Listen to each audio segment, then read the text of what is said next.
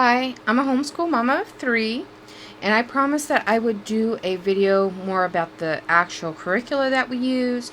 We're pretty eclectic, so there's stuff pulled from all over the place that I use. But I'm going to just hit on a few things that we use pretty regularly. And first of all, for my oldest, for math, we really like Khan Academy. It's mainly a filler. It's not our bones to math, but it is helpful, and it's something that we do use. The other thing, the main thing we use though for her is Everyday Arithmetic Primary. Actually, yes, that's the one. And it's by Franklin S. Hoyt. It's free on Google Books. It's a public domain book. It was probably about 100 years ago that this was published for school children. She does a couple of pages a day in it usually, and I will just go through it to whatever our next day is and how many lessons are there, and usually write that there. My younger two, they are not really with a math curricula per se. I just make stuff up. Mainly it's manipulatives every day, but about once a week we do use a primary arithmetic book, also by Franklin Hoyt, but this is for younger children. Now this is only oral. You do not do written work out of this because it's for little children that haven't quite learned how to write yet. So I just ask them a few of these questions about once a week, and they try to figure it out using their fingers and toes or whatever this tells them. Sometimes counting bears, different manipulatives to learn to count and to add and subtract, and just basic primary arithmetic. So that's basically our math. Again, counting bears, dice, just different manipulatives to help the little ones learn to do math, and not really any workbooks for math. Second, we come to language arts, which we also do daily. Now, 3 days a week, I have my oldest one do Pathways. It is a Mennonite type based curriculum, but it really just is about morals more than actual doctrine. So that's why we use that. It's not a lot of doctrine. We teach our own religious doctrine that we want our children to learn. But I like that this is morally clean and good for them. And then, so I write down which story in her pathway reader to read, and that comes with a workbook that has about 3 worksheets of language arts for every story in the Pathway Reader. They're very small worksheets. They're not very difficult. It just, teaches the parts of language. And we're not very strict on parts of language. If she gets it right, she does. And if not, we just move on. It's okay. We'll be going over it again later on. And then we do CLE, also 3 times a week. That's Christian Light Education. It's for this, it's just copy work. It's learning cursive. This is the lesson she's up to. Again, there's not really any scriptures. It's just things that would be morally clean and not objective to our standards and morals. So that's why we use that one. And it was pretty inexpensive as well. We do 1 dictionary lesson a week because I really think that the children need to learn to use a real dictionary and not just Google. And we just do that once a week. And we use the Calvert one, but you could basically make up your own curricula for that. Then this is all Leela up here. Top half is Leela. The bottom 2 are Belle and RJ, my younger 2. Leela is 3rd grade. Belle and RJ are 5 and almost 4. So for Belle, we do 100 easy lessons to teach your child to read. She's up to lesson 18. We do 1 lesson a day. And we do not do that with RJ because he's just too young and he's not really ready yet. Some children are at his age, most are not, and he's not. And then I have us on a routine. Every Monday we read a Frog and Toad, or a Toad and Frog story. Once we're done with that book, it'll be a different secular story book. And then we also every day read a My Book of Bible story. That is both of them listen to these. We do a kind of circle time thing. I'm in a in a rocking chair, and they listen while I read the books, the stories. And then we also do sandpaper letters. Belle was a little bit slower with learning her letters and really wanting to get into that and actually retaining what the letters' names were. So I have found that we want to try some more tactile ways of learning letters. So sandpaper letters is one way that she can feel the letter and not just see it. So it doesn't have to be all visual. It can also be feeling it. We'll do like shaving cream letters and different things where she's actually doing tactile things to learn her letters as well. And this is really helping. She's really coming along really quickly since we have switched to more tactile things and not just visual things like flashcards and such. And then we have science and health. Now this is also on a rotation. We do not do science and health every day. We do it on a schedule during the week. So on Mondays, we are doing a little bit of science.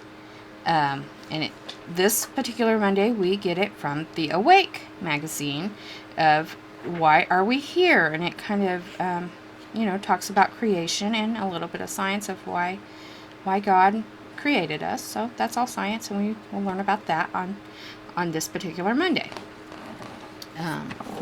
I just go through our, what I do, because we're Jehovah's Witnesses, I go through our monthly magazines and whatever is science, health, social studies, history, even art and music related, I break them down into small enough chunks that my children can sit and listen for it, and then I write it underneath the correlating subject that it would be considered if they were in a private school. If they were in a private Christian school, if they were talking about creation, that would be under science. So I kind of go along with that. And then here is, you can see our yearbook. Now, Jehovah's Witnesses put out a yearly yearbook. That is, to me, current events or social studies. And we want to try to get through the whole yearbook before the end of the year. We usually do this in late winter when it first is released, but last year we were doing Calvert, and I just wanted to hurry up and get through with Calvert so we could get onto our own thing. So I only did our Bible and our Fruitage of the Spirit extra, and I didn't do a lot of other extras like our Awakes and yearbooks for school, actually. So we're doing it this year back in. I usually did it in years past though as well, but last year I just was hurrying. But so that's why we're doing it in the fall instead of our usual winter spring time. And then for music, we are using Rod and Staff music this year. It's again produced by a Mennonite company, but there's nothing religious in it. It's just, morally clean music.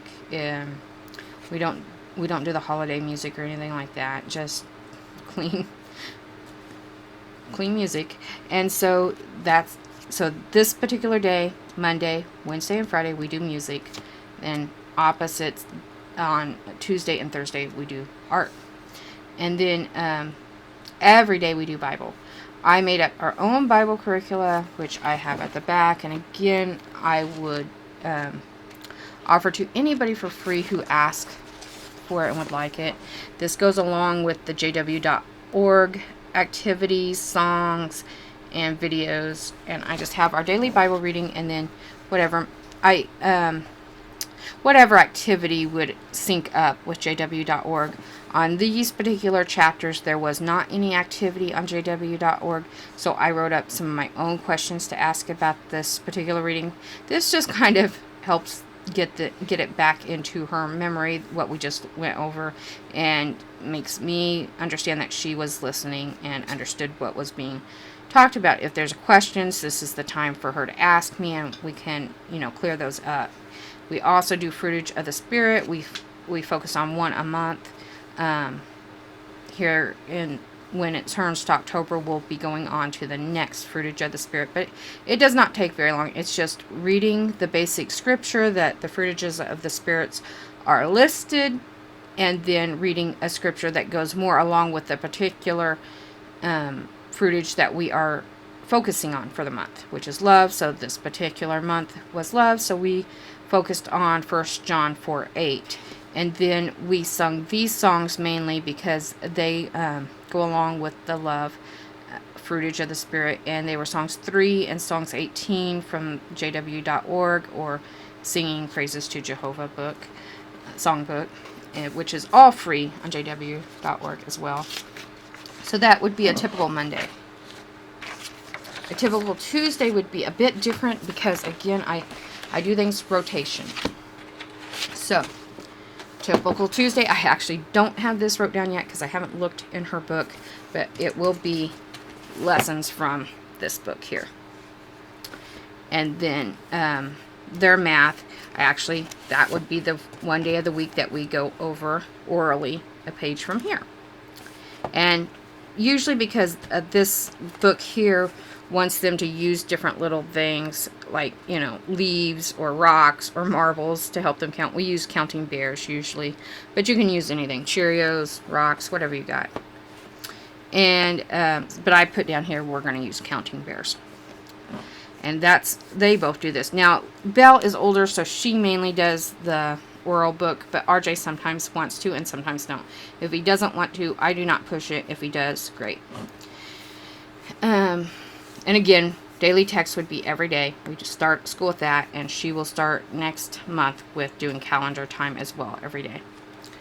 Now then, this is Tuesdays and Thursdays are when I schedule for her to do secular books apart from her pathway readers, and it's just to get into reading other books that, real life type books, not just curriculum. And so this one is Autumn with the Moody's. Last week it was Little House on the Prairie. I do not write down the amount of chapters because I find in the time that I give her, she usually reads 2 or 3 chapters more than I thought she'd have time for, so I just wait until she's done, and then I record how many chapters she read and which ones. I just ask her, and I record it.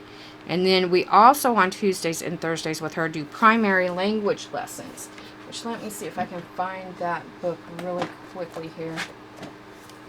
It is here. This is by Emma Searle.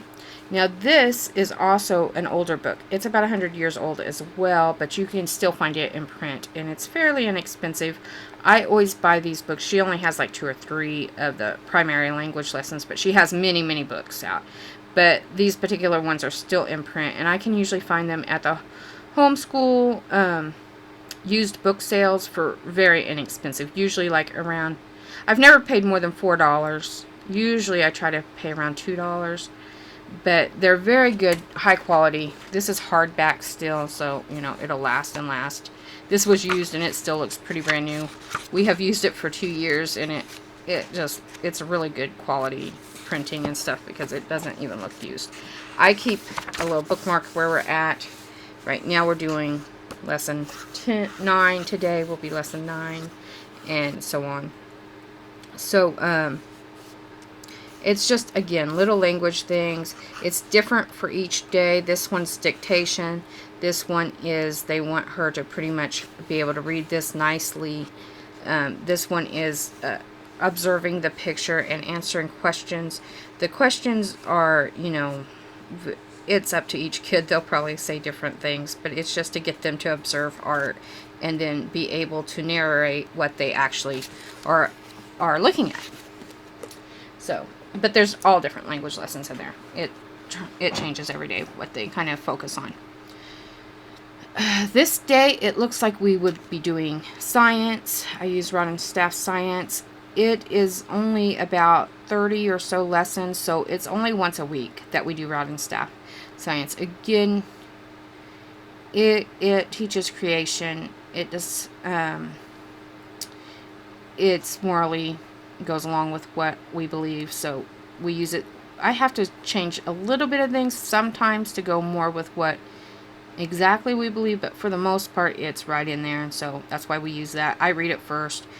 Most of the stuff is very it's not a big deal. And then what I like about Rod and Staff Science is for every lesson there's about 4 different experiments that you can choose from. I usually choose to do the easiest one. Like this particular one, the one I'm going to choose to do is you just put water on the chalkboard and they watch it evaporate, and then you discuss how evaporation works. And so that was pretty easy one. But they have like 3 or 4, and some of them are harder, some of them are easier. It just you choose one. And I sometimes also choose it depending on what we actually have in our supplies to facilitate. Sometimes we don't have the supplies to facilitate the harder ones. So, on those weeks, that's great to be able to have a different experiment to choose from, which I found with Calvert, it was just one experiment per a lesson that you could choose. And a lot of times it was so many components that you either had to make a special shopping trip or you just couldn't do it. So I like, there's a choice. So I choose one. And also another reason I choose usually the easiest one is the younger kids. They can all participate in the same one. Even though Leela's the only one that's actually doing the book reading for it, they all participate in the experiment. And then for the little kids, I do the Big Book of Science, and I don't think that I have that over here by me. I think that's in our circle time area. But it's the Berenstain Bears Big Book of Science. It just talks about the weather, the seasons, very kindergarten, pre-K type science lessons. And we really like them. So we do those. And then, again, we don't do music every day. It's on the rotation. So Tuesdays and Thursdays, instead, we do art. Now, for this particular time, we have Draw Right Now scheduled. Sometimes we may have painting scheduled. Sometimes we may do a little handicraft. But this particular one is Draw Right Now. This is what we use. We don't particularly do the writing lessons of them yet, just because I'm not big on writing, but my oldest loves to write, so even though I don't ever assign her to write it, a lot of times after she's made this little picture of whatever we chose to draw, she goes ahead on her own without me assigning and writes a story about it. Then my middle girl, Belle, will often ask Leela for her to write a story for her drawing as well. So it's not even something I have to schedule. They just do this on their own. And I think it actually works better for me not to schedule it, because maybe if I scheduled it, it would seem like more of a chore and wouldn't be so fun to write about.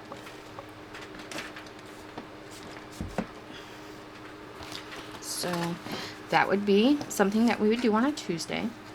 And then Bible, again, we do every day.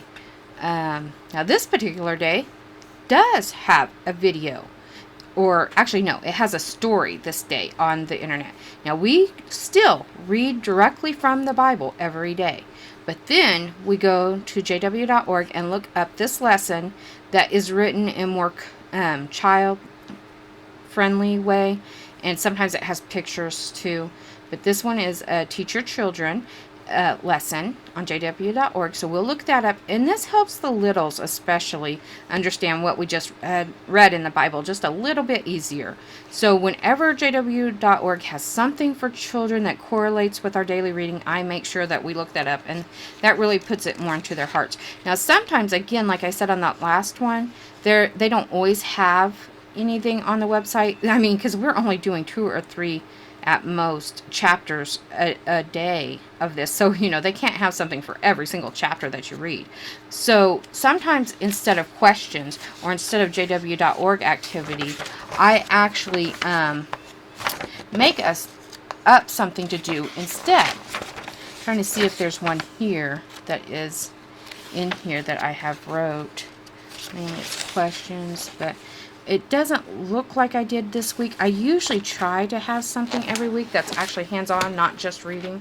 But it doesn't look like I had something that week. Let me see. I know I did last week. For instance, this was last Friday. And so last Friday, since there wasn't anything on jw.org that correlated for children with this particular reading, I asked one question, and then everybody drew or made a collage of the teaching campaign, because that kind of went along with what our daily reading was. So they all chose to make a collage, and we used old study watchtowers that, there's not much to do with the old study ones. You can't really place them very easily, and especially when they're like 2 or 3 years old. I keep them in a pile after we've studied them at the Kingdom Hall. I just put them in a pile in our bookcase, and then we go to that pile and they choose 2 or 3, and they go back to their desk and they cut out whatever pictures that they want to use to convey what I'm asking them to convey, which this time there was plenty of things to choose from to make this particular collage. I thought I had one of their collages here, but it doesn't look like I do. I thought I had one near me, but I don't. But, you know, another time, but I do have this, which is another time that I told her, well, I told them, but this is Leela's, I told them to draw what we had just read about. And apparently it was about a feast and a jubilee. So this is the table of food, and they're dancing and they're singing, and this was the jubilee and feast. So, you know, these are kind of things that I had heard in a talk that I had went to a homeschool convention about how children really grasp things when they can draw a picture about it or make some kind of art about it. This really keeps it in their mind more than just reading or writing, because it just makes some kind of memory pathway in their brain where they really connect more to the actual account they just read, and they remember it for years, decades in their lives once they do that. And it can be really simple drawings just like this. It doesn't have to be really, you know, they don't have to be an artist. It can be stick figures and stuff, but they still will help remember this.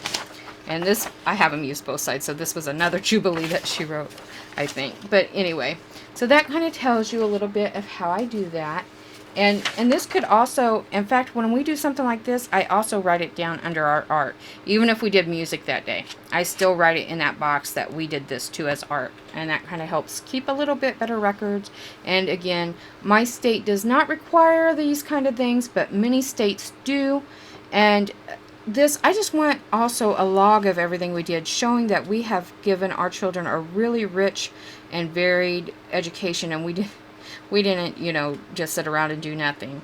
And so that's why I like logging it, is because we can look back and really remember what we did. And then for those of you who do have laws that you do have to keep these records, this may give you some hints or tips about different ways that you can log in the different required subjects that your state may require. Thankfully, our state does not require any specific subjects, but I know many states do, and it seems like it really burdens a lot of people. But this is a way that you can do it, and it's not very difficult to use, especially as a Jehovah's Witness, to use our literature. But you don't have to be a Jehovah's Witness to use our literature. Our website, jw.org, is free for anybody to use, and anybody can use our literature to teach their children. And really, one time a study was done, and they said 4 years of regularly reading our Watchtower and Awake magazines was almost equivalent to 4 years in a college, because of all the vast and varied details and knowledge that they give in their articles. So, you know, really it's a really good and rich, rounded education using our literature. And that's just the Watchtower and Awake. I use much more than just the Watchtower and Awake when we're doing school. So you can really increase what you're using, and then it doesn't make it a burden to make sure that you have all these subjects done. It's just easy, and it comes naturally. And not only that, but it's free. And so a lot of people, of course, need to have somebody stay at home and not work if they're going to stay with the kids and the kids not go to school, and you're on a single income. And then people are like, well, how do I afford to buy this really expensive curriculum and only on one income? You don't have to spend thousands on a curriculum. You can go to jw.org and at your fingertips have everything. You can use everything you read as language arts. The one thing I'm very impressed with Jehovah's Witness Bible and Tract Society is the literature never has bad language in it. It's always written correctly for our language. It's not incorrect English. It's always written correctly. I have been reading the Watchtower Bible and Tract Society materials for over 30 years, and I have never came across a single typo. It's you're going to always find all the words are correctly spelled, and they are in correct English, which you cannot say for a lot of other books out there. So if you're trying to teach language arts, they are a wonderful resource, because they are going to be correct. They're going to teach the correct way. And the best way to learn language art is by reading correctly written and correctly spelled literature. And that's what you're going to find on jw.org or with any of their literature. So that's why you can really homeschool for basically free if you want. You may have to add a little math, although you can actually get that from the Bible as well. How many feet tall was Goliath? How long was the ark? There's how to calculate years on how old somebody got from this year to that year. How to calculate when 1914 came, which that's like upper math right there. So really you can even use our literature for that, but I do choose to do something else for math. But Khan Academy, again, is free. So you could basically do your whole curricula for free.